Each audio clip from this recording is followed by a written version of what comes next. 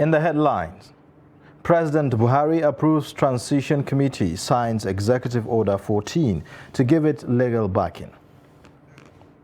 National University Commission orders universities to shut down for elections.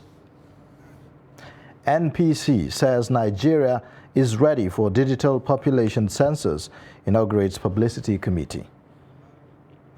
Away from Nigeria, death toll from Turkey and Syria earthquakes climbs to more than 19,700 as United Nations sends relief to Syria. Hello and welcome to Trust News Update. I am Ayuba Ila. Thanks for joining.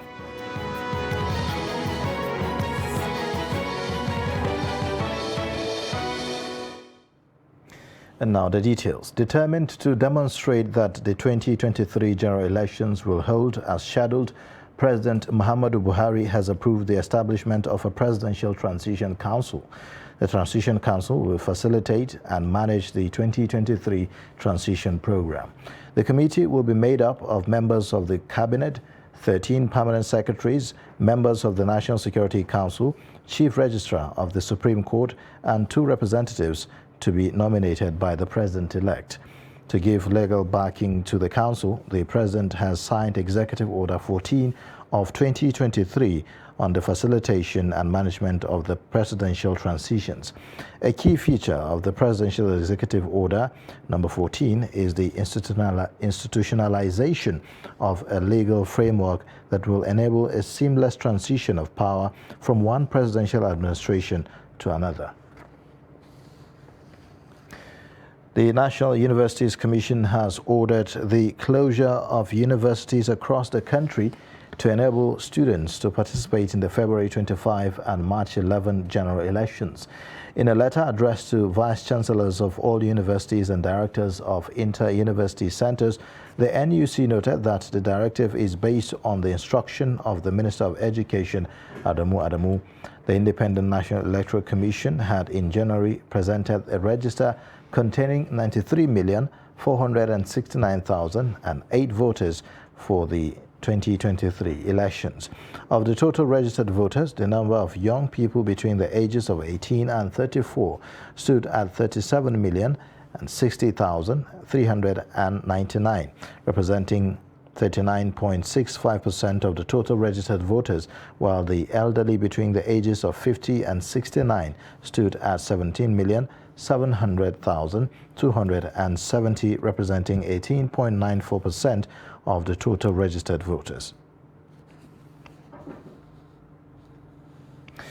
Now, the chairman, National Population Commission, Nasiru Kwara, has said that all is now set for the first 2023 digital population and housing census in Nigeria 17 years after the last head count was conducted.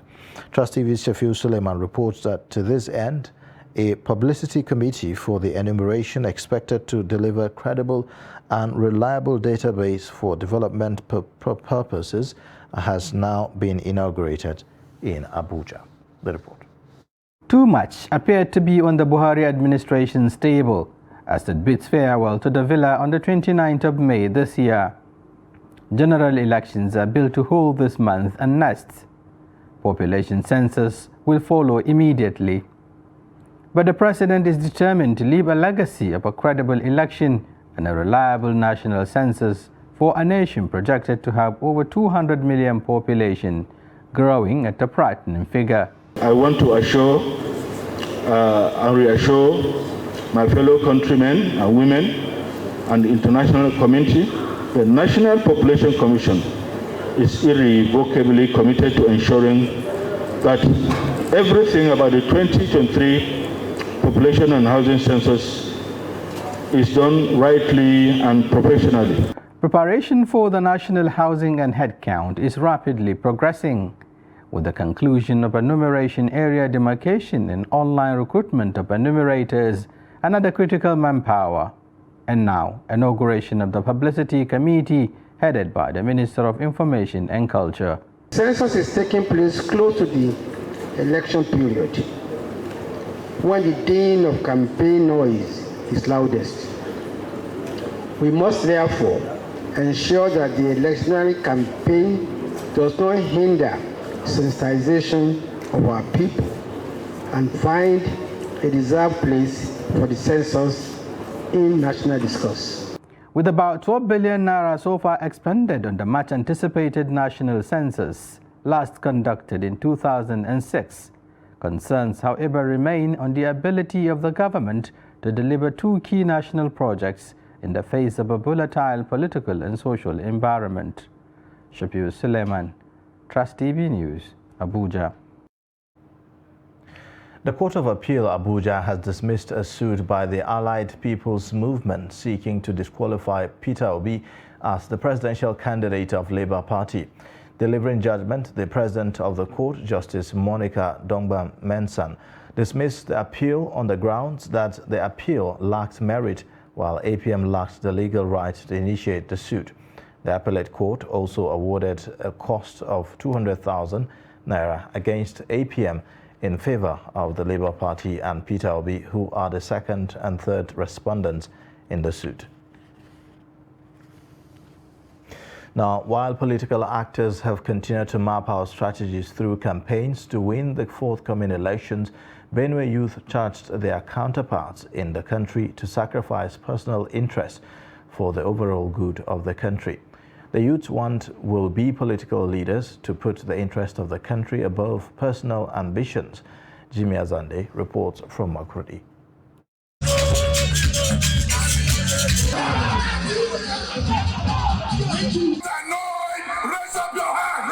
From the national to the grassroots levels, the stakes are high with predictions and expectations.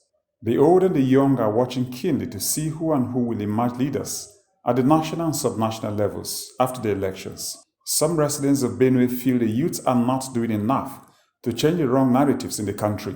Ordinarily, in recent times, not every young man is determined to be selfless to the community and where he or she lives. It is also an eye-opener to all young people that to see the world around them as so impactful that they have something to offer, not just being receiving always. No matter how minute they may be, they have something to offer to their community. Thinking of others is that most youth have a faulty upbringing. This to them is responsible for the negative priorities demonstrated in youthfulness. Bring out the talent in them so that they will be able to become good citizens in future and not to become nuisance. The youths are charged to wake up in defense of the country against social, political, and economic insecurity. And the youth have to be very, very security conscious, because the youth are the security of this nation. How? Because when you check around the society, you will discover that half of a community, the youth dominate it mostly. And in what the ways, if anything should happen in the community, it is the youth that will first stand out to make sure they defend the interests of the community.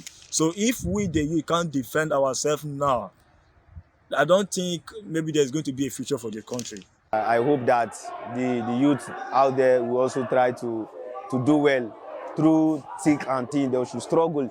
Many believe that the 2023 elections present opportunity for the youth to play a critical role in deciding who gets what position from the electoral contest.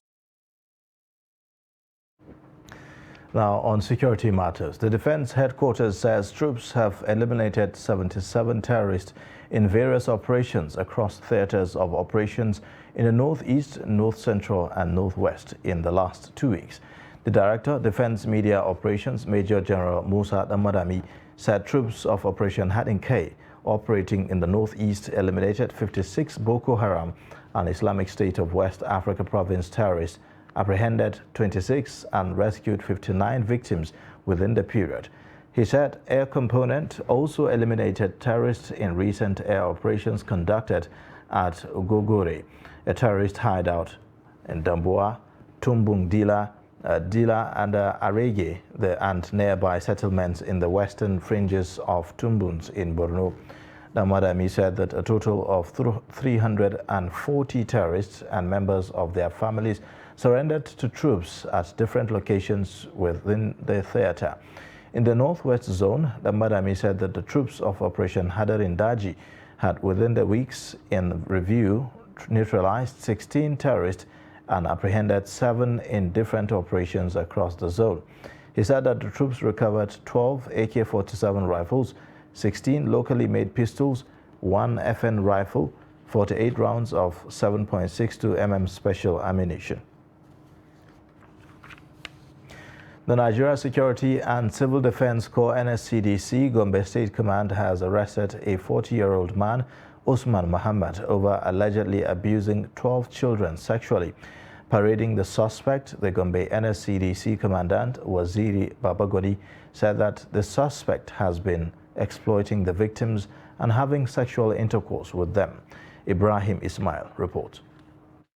This is 40-year-old Usman Muhammad, a Gombe-based nail cutter suspected to have sexually abused 12 underage boys in Gombe. One of the 12 children is at large. Parading the suspect, the Commandant, Nigeria Security and Civil Defense Corps Gombe Command, Waziri Babagoni, said investigation revealed that the suspect engages in homosexuality for money-making purposes. So we are calling on the public, please, so that they have to see, because it's mandatory for them to take care of their children. Not that the security agencies will be every day doing this thing. So they should have to report. Thank God that the other guy was being even apprehended by the public. You see, the guy that has so much homosexual with 12 youths. You see, 9 years, 10 years, 6 years plus, for several times. And now they have started among themselves doing it. So this, how far he now started spoiling the culture and then the ritual ethics of this place. The suspected homosexual who confessed to the crime claimed to have learned the act from his Islamic scholar in Kano State. We used to do the sodomy secretly, but yesterday in the morning I met this boy. I was going to my nail cutting business while he was going to school. We entered into an uncompleted building, but before we started the sodomy, some youth came and disrupted our plans.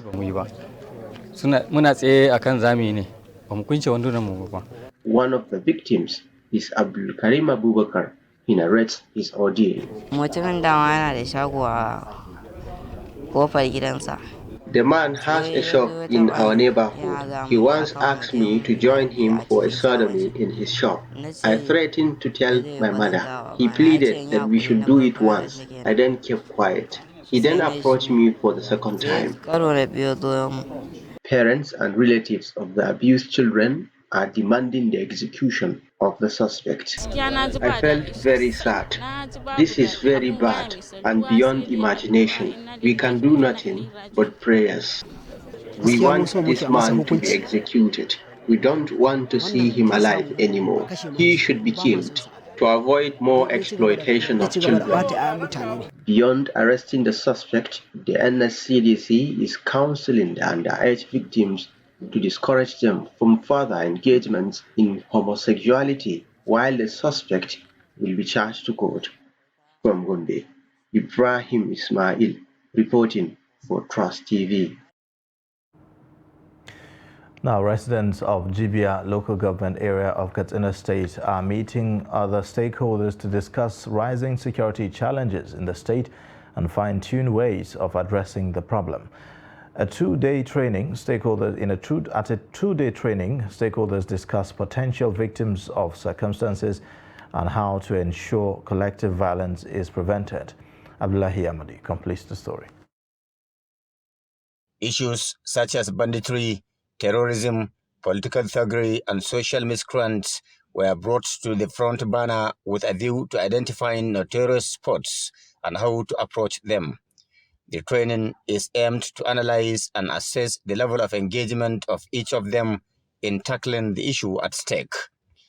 At first, the training also seeks to identify local experts to collect relevant information from a wide range of people who have the first-hand knowledge and understanding about the community. We cascade the training for the participants to have the knowledge and to go back to their organization to disseminate the information obtained from here and to find positive ways of collaborating on how to solve the problem of insecurity in northern Nigeria, especially in Katsina State. We learn the causes of violence in our society and how to prevent them. We are going to use the knowledge in order to enlighten massive people from our family, our community, in order to bring permanent peace in our state. Some of the targeted places identified to serve as a litmus test are Jibia, Safana, and Bazari local governments, as well as Sabor Ungwa in Katsina metropolis, suffering from the activities of social miscreants. How to confront the most undesirable problem the whole country is facing, especially when you come to this part of the country, banditry. So the significance of it is to get our heads together along the line, find ways and manners of how will the society itself be engaged in handling the situation, not just tackling it, not just finishing it. How do you survive through it? Unfortunately, such gatherings are being made everywhere, here and there, but the solutions that were proposed, that were identified, that are really, if implemented, will be a solution to the whole problem. But they will not be implemented. While developing a theory of change, the meeting resolved to develop a work plan in that regard, with all the participants narrowing down to sensitization skills and came to terms on tackling drugs abuse head-on. Abdullahi Ismayamadi, Crossed Television News, Katsina. You're watching the news update on Trust Television. Coming up shortly, we'll take a look at addressing unemployment and insecurity at local government levels. Details of this and more after the break. An area they must work on. We are going to have our own country called Biafra. You are afraid to come out and move about, lest one hoodlum or the other will harm you. People who have guns and the rest of them could be attacked. How about we, the helpless citizens? Olo office was attacked. The Isu office was attacked. I haven't even seen where people are going to collect their PVC for voting. The IPOB, they're not criminals, but they're just crying out for justice and help. We would deploy reasonably and strategically to make sure that we decimate the activities of these bad elements who are causing problems in the land.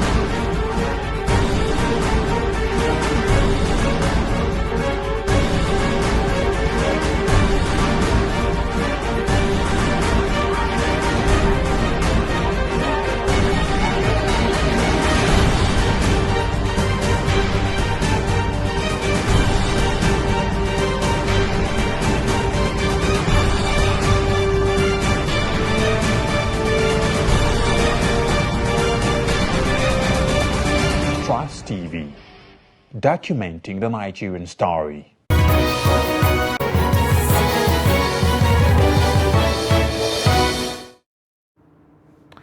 Welcome back. Here's a look at the top stories again. President Buhari approves Transition Committee, signs Executive Order 14 to give it legal backing. National University Commission orders universities to shut down for elections. Now, one person was confirmed killed on Thursday morning in multiple crashes on Kara Bridge outward the Lagos-Ibadan Expressway.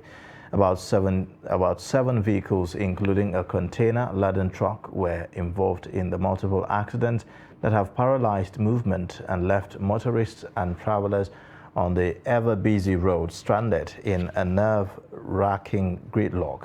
Now, already, first respondents, including officers of the Federal Road Safety Corps and the Lagos State Emergency Management Agency, have arrived at the scene. The FRSC Sector Commander in Ogun State, Ahmed Umar, said a traffic hawker was killed in the unfortunate accident, adding that emergency responders are still rescuing those injured. Umar attributed the cause of the accident to brake failure by the truck, whose driver rammed into the vehicles in front of him from behind. The situation, coupled with the repair works ongoing on the narrowed road, has caused intense traffic along the axis, with scores of motorists struggling to find their way out of Lagos. The need to revive the local government administration to address issues of unemployment at the local level has been stressed. Speaking with our reporter in Makurdi, residents said that effective administration of the third tier of government will help reduce insecurity, which is worsened by unemployment. Here's the report. A university lecturer and current affairs analyst said the local government administration was viable in the early 90s and was known to have solved several problems, including insecurity. He said for Nigeria to get it right, the state governors must grant full autonomy to the third tier of government. Back to the 1990s, when here in Benin, Father, that's the government of the state, and local government then had autonomy. We saw what, particularly in my own local, I saw what happened. Because the local government is the nearest government to the rural area. Because hunger is a security problem. Unemployment is a security problem. But when the local government was autonomous, they could employ, take off the youth, the quarter of our youth that today constitute security challenges to our country, take them off the street. So they were gainfully employed and will hold on to their job, and they were doing better. So as a person and as a Democrat, I totally and wholly subscribe to local government autonomy. Let the third tier of government be given its own face so that the people will benefit directly from their resources. To others, however, the home front must be empowered with requisite knowledge and wherewithal to enable it to instill the right ethical values in children. What was meant to be a redemption to the local people within the state and also within their locals, has turned out to be not just only a huge disappointment, but also a dangerous menace to the already disease they had before the establishment of the system. So to my mind, it's not working. Today in Nigeria, we don't even know what is coming again.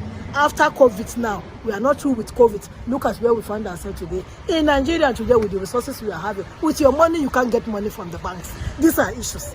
Money, you can't get money. Your little money to feed your family, you can't get. You go about begging, everything is there. Who will you beg from? The richer ones are there getting. We don't even know what we are going to do. 2023 is an election year, and citizens are hopeful that the next crop of leaders will listen and act in line with the expectations of Nigerians for a better country. Now, away from Nigeria, the death toll from the devastating earthquake that hit Turkey and Syria is now at least 19,738, according to authorities. In Turkey, the death toll has risen to at least 16,546, with 66,132 others reported injured, Turkey's President Recep Tayyip Erdogan said on Thursday. The total number of deaths in Syria climbed to at least 3,192, including 1,930 in the rebel-held areas in the northwest, according to the White Helmet Civil Defense Group, and 1,262 deaths in government-controlled parts of Syria, according to Syrian state media. Meanwhile, the United Nations Secretary General Antonio Guterres has said that the earthquake has one of the greatest natural disasters in recent history. Guterres, who disclosed this during an address delivered Thursday, added that the first UN convoy crossed into northern Syria, carrying trucks with shelter and other relief materials. The earthquake that struck Turkey and Syria is one of the biggest natural disasters in our times. Just hours ago, the first United Nations convoy crossed into northern Syria through the Bab al-Awa crossing. It included 6 trucks carrying shelter and other desperately needed relief supplies. More help is on the way, but much more is needed. We have all seen the heart-wrenching images and the heroic efforts of humanitarians battling the elements, the clock, and the odds to save lives. We mourn the loss of so many, and the tragic toll keeps growing. Thousands of buildings have collapsed. Tens of thousands of people are exposed to unforgiving winter conditions. Schools and hospitals have been destroyed. Children are enduring terrible trauma. And we are sadly aware that we haven't yet seen the full extent of the damage and of the humanitarian crisis unfolding before our eyes. The earthquake struck at the humanitarian crisis in northwest Syria was already worsening, with needs at their highest level since conflict began. And the United Nations has done its best to respond. We are deploying disaster assessment experts, coordinating search and rescue teams, providing emergency relief, food, medical supplies, thermal blankets, and other life-saving items. Now, 10 people were killed when a makeshift gold mine collapsed in western Burkina Faso. A Miners Association member, Abbasse Dera, who confirmed the incident, said it happened in the early hours of Thursday near the town of Houndé. Now, collapses are frequent at Burkina Faso's gold mining sites, where local communities feel that they receive little benefit. Gold has overtaken cotton to become the poor West African country's main export, with 17 industrial mines producing around 70 tons per year. Informal mining employs around 1.5 million people and generates a further 10 tons of gold every year, according to the mining ministry.